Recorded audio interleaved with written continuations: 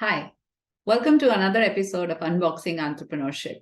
Now, today's guest is a special one. He's my first international guest and he's an old school friend. I have Shrayas, the founder of Mojos Kitchen, based in Malaysia. What we are going to talk about is the early stages of a startup and what the startup and the founder goes through during that time. So let's get right into it.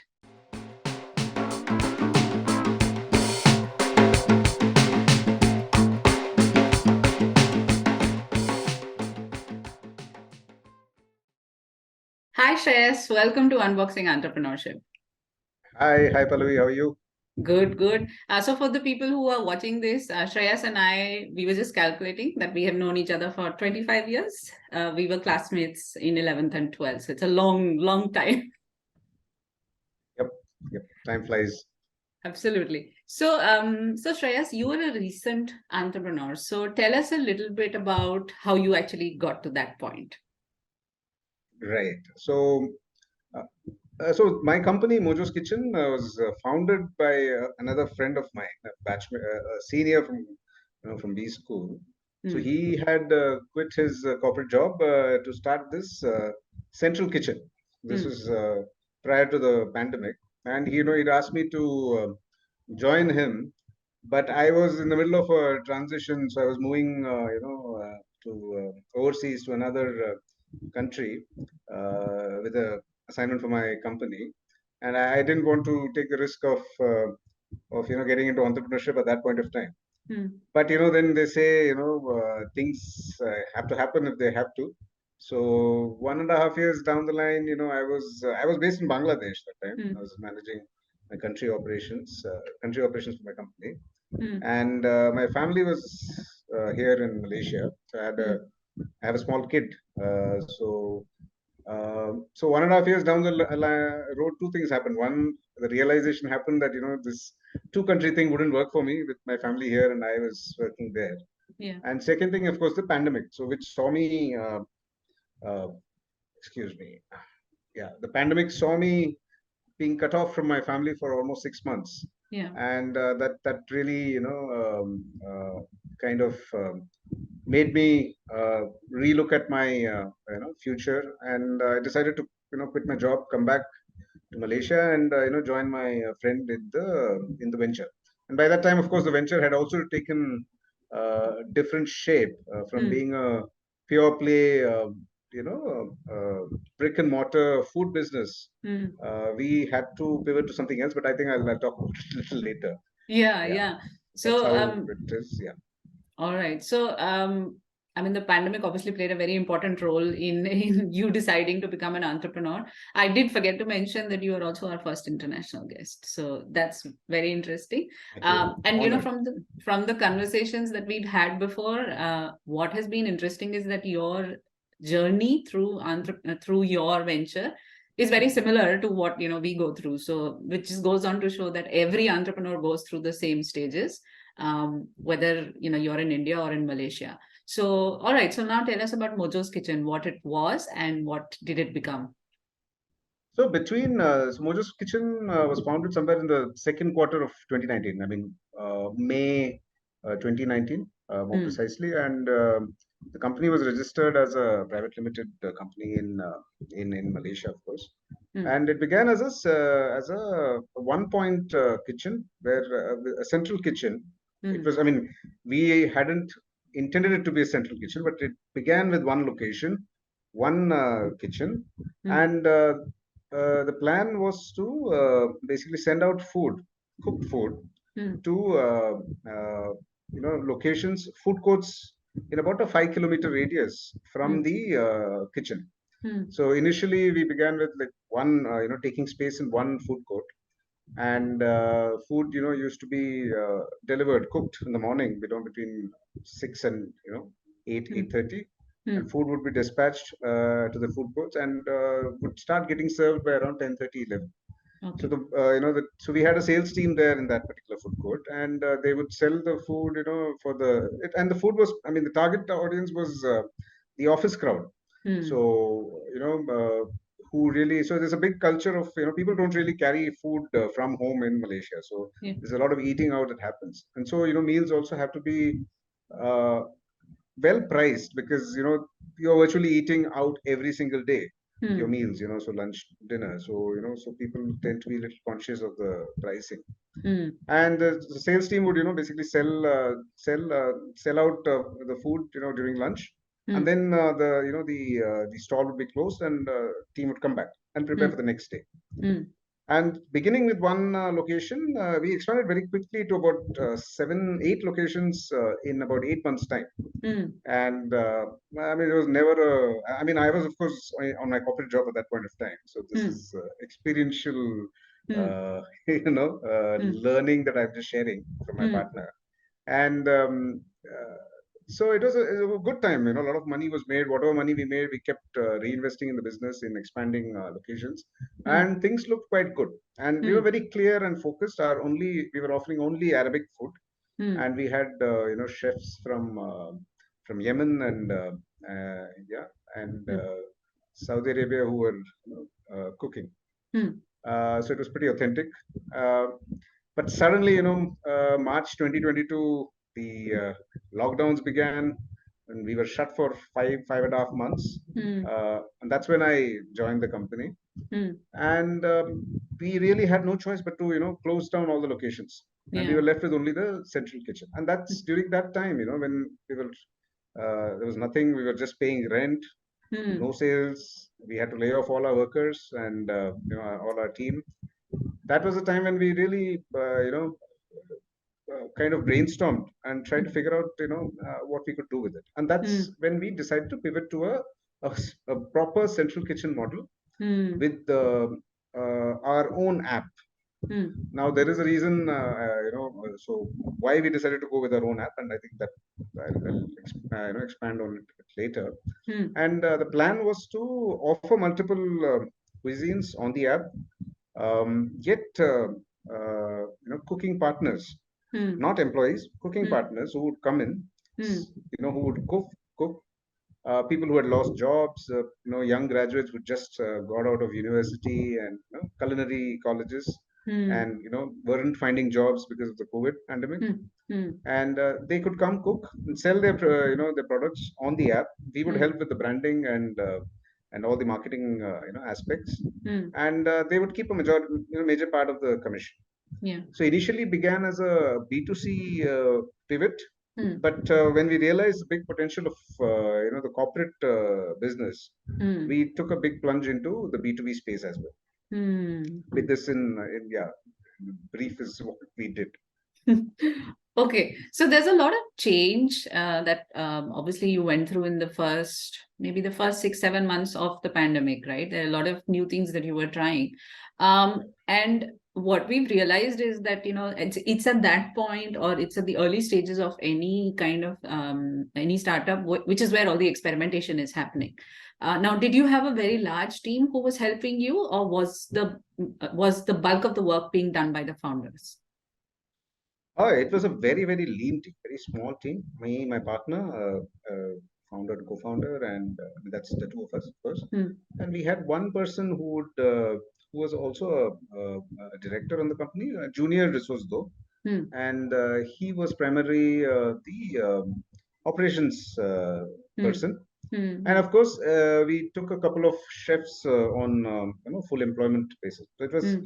a small team of 5 people for Yeah. roughly between September 2020 and I would say April 2021. Yeah, Hmm. immediately after the first set of lockdowns happened, or the Yeah. first wave, we were Hmm. a small team of 5 people. So Hmm. I was focused on completely on business development, on establishing communication with with our customers, the B2C customers who Hmm. had started coming onto the app, Hmm. the Facebook advertising, Hmm. Google Ads, all of this I was focused on. My Hmm. partner, he focused on the tech part of it. So Hmm. coordinating with the software development team which developed the app. Coincidentally, a company based out of Chandigarh. Oh, So we that's work, nice. Yeah. so we worked with them, and so he was fully engaged Hmm. with the technology side of it. Hmm. Hmm. Hmm. And the operations guy very clearly, is focused on managing purchases, planning Hmm. orders, inventory management, Hmm. then setting up processes. Hmm. But I mean, broadly, this was our functional demarcation.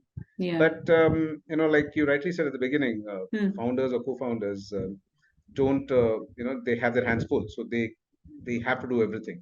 Yes. So I know I used to get a lot of grief from my partner saying that that I don't spend enough time on tech with him. I Hmm. don't pick up enough stuff from him. And I Hmm. would push back saying, look, who's going to get the business in if I'm going to be involved in the tech? So Yeah. Hmm. interesting conversations like that, like those that used to happen. Yeah.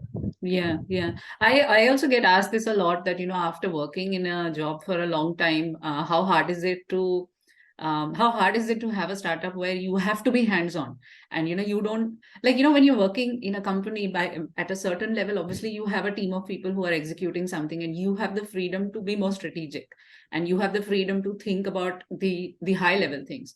Whereas when you're in a startup, you have to do that because if you don't do that, your company is not going to progress further. But then you only have to tell yourself ki you have to do this, right?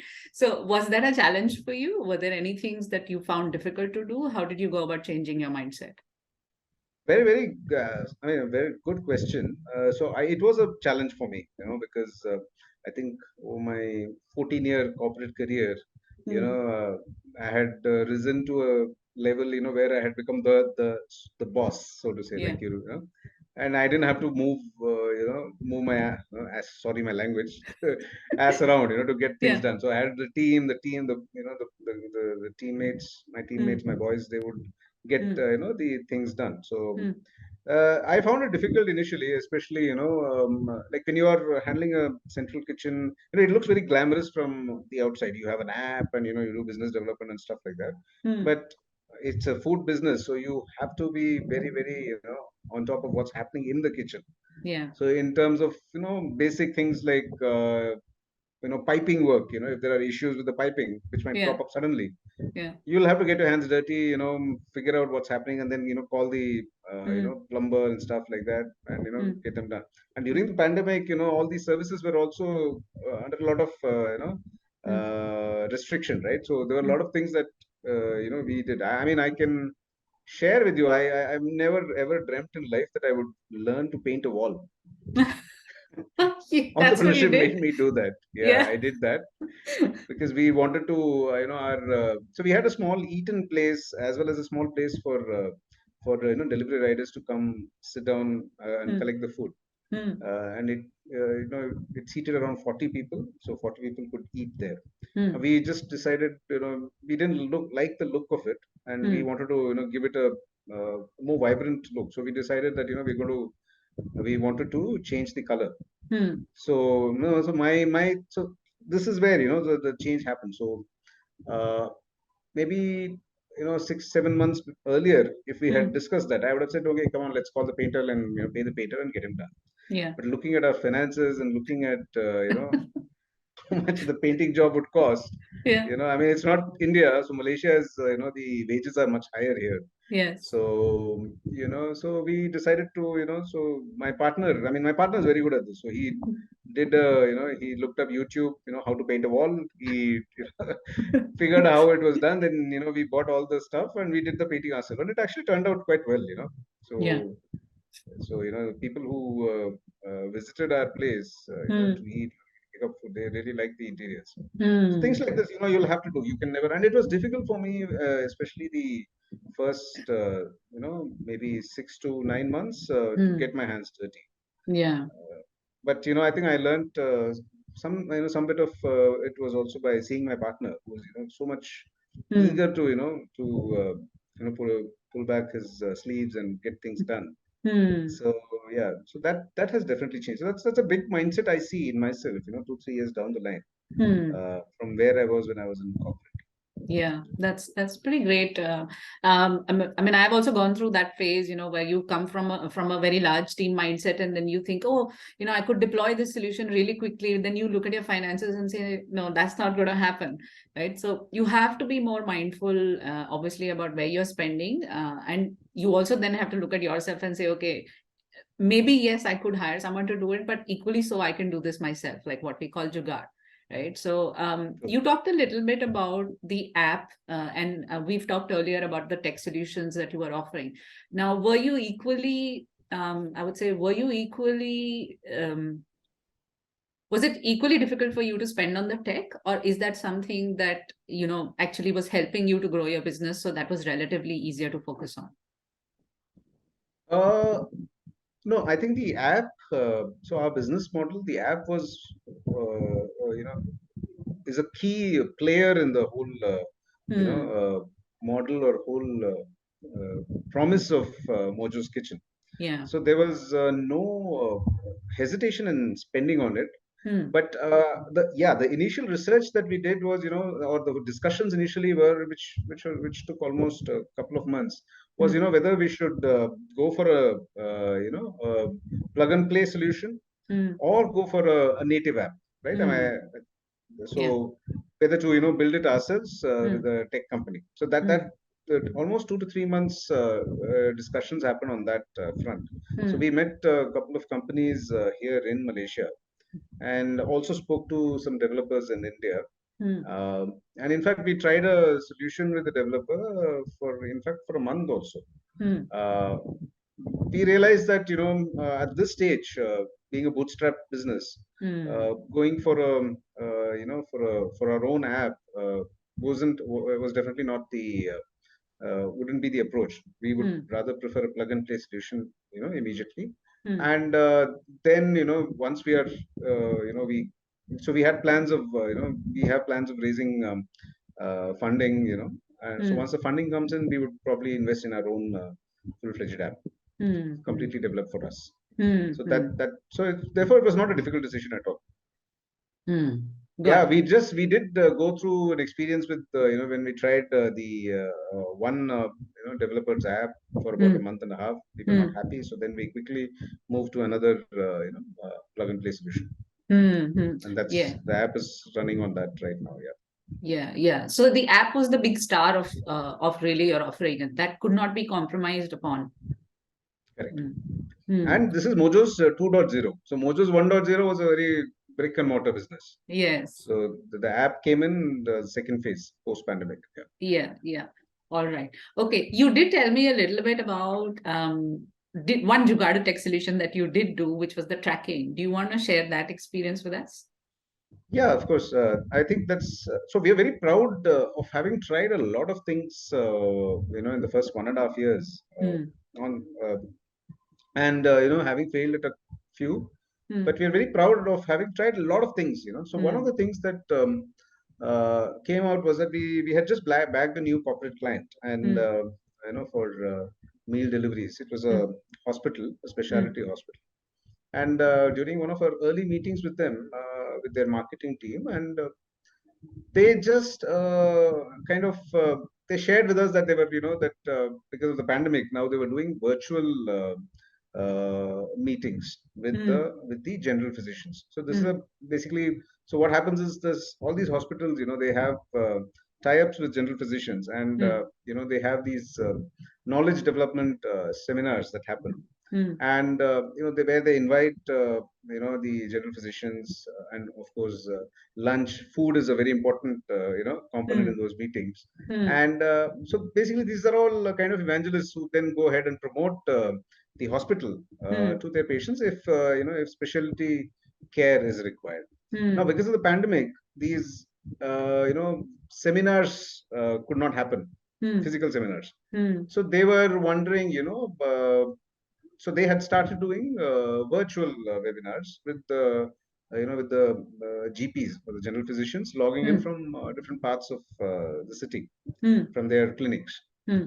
Now, so when we understood this model, in fact, the client had not even asked us Hmm. to propose this. We said, why don't we do this?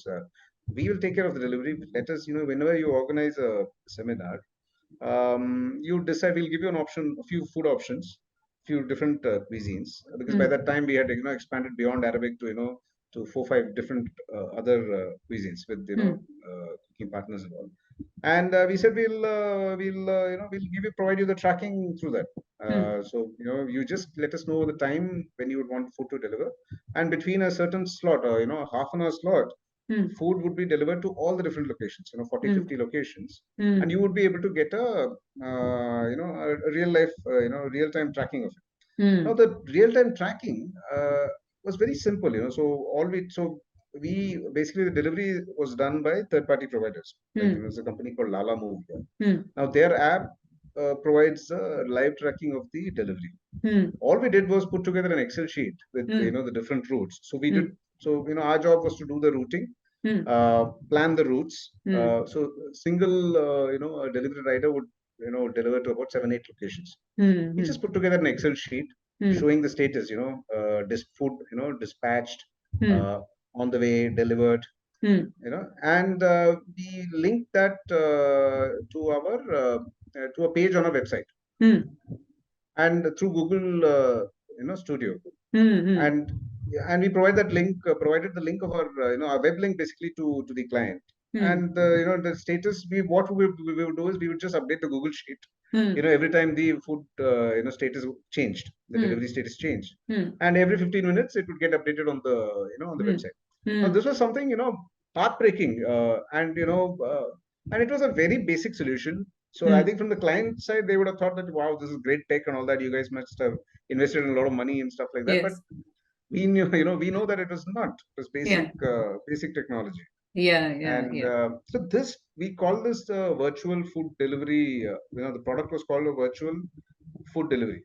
That was the name of the product. And we did a lot of events. Became a big rage during the the lockdown era. We had almost we serviced almost 50 odd corporate clients across the next 7 8 months. And everybody, and so this we kept expanding. So we added small things to with every new order that came in. So first we just started with the basic tracking on Excel. Then we added the web link for the next client. For the third client, we started giving customized stickers. So which mention the name of, for example, the name of the doctor, and say thanks for your for being part of this. So something, any customized message which the client would provide us, we would print it out and put it on top of the food boxes. So there was some improvement happening with every single order that we got. So so we talk about continuous improvement and Kaizen and all that, right? So we saw this happening live, we in front of us, and not through major technology solutions, but basic common sense, I would say.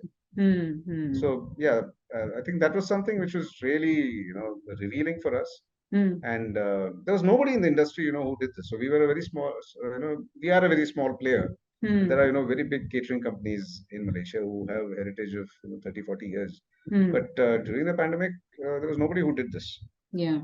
And a great cost, at great value for the customer. So they didn't have to pay through the nose to avail of the service. Yeah, exactly. And you were also utilizing all of your resources and all of your experience to the fullest, and keeping your costs low, which as any bootstrap company knows, that's what you have to do. And I think that's the advantage of being coming from an experienced background, because I mean, of course, there is a disadvantage as well, but I'll talk about the advantage. So the advantage is that, you have so much experience that you can find a parallel that you have gone through in the last 10 years or so. And you're able to say, okay, let's do this quickly and simply, At the end of the day, you need to get a solution. It doesn't have to be fancy. At the end of the day, the job needs to get done. Equally so, there is a little less of flexibility, which we talked about at the start, right? That there is a mindset that you come with. There is a process way of working that you come from. And when you get into a startup, it's full of chaos. It's full of unknowns. And you can do anything, including painting a wall. So there is a lot that you go through in the first few years of your startup. So just to wrap this up, then what do you where do you go from here? Do you imagine that your entrepreneurship journey would continue, or what are you looking forward to? Well, we have so when we pivoted to the app-based model, a simple kitchen model, we created a 5-year financial model for the Hmm. company, which had great ambition of expanding to about 6 countries in 5 years' time. Hmm. Uh, Close to so starting with the expansion, first setting up a first central kitchen, which would be a 40-seater or Hmm. 40 co-cooking space kitchen. Hmm. Hmm. uh, you know Obviously everything was to be funded by the funds that we would raise, Yeah. and then we would expand. Plan was to expand about 70 80 locations in Malaysia first, and then to about 6 countries in Asia in the next Hmm. 5 years. Hmm. uh, Somewhere I think we probably will be deviating a bit from that, so we are actually looking to sell now, Hmm. uh, because we found somebody who's interested in buying, Hmm. and we also realized that that this venture, 3 years of it was taking a lot out of us. So Hmm. hardly any time we could spend for ourselves. So we have not taken any vacation Hmm. the last 3 years. Hmm. Hmm. Haven't had any time for family. Hmm. So we have decided that so we've had it, and we probably will be, if the negotiations go well, then yeah, we would we would have exited the venture. Hmm. Hmm. And of course, if they don't go well, then yeah, we'll continue doing what we were doing earlier. Probably try and build on it much more. Yeah. Yeah. All right. All right. Well, I wish you all the best for that. And Thank you. it was great talking to you and learning about your experience. Pleasure is mine. Thank you. Thank you so much. Thank you.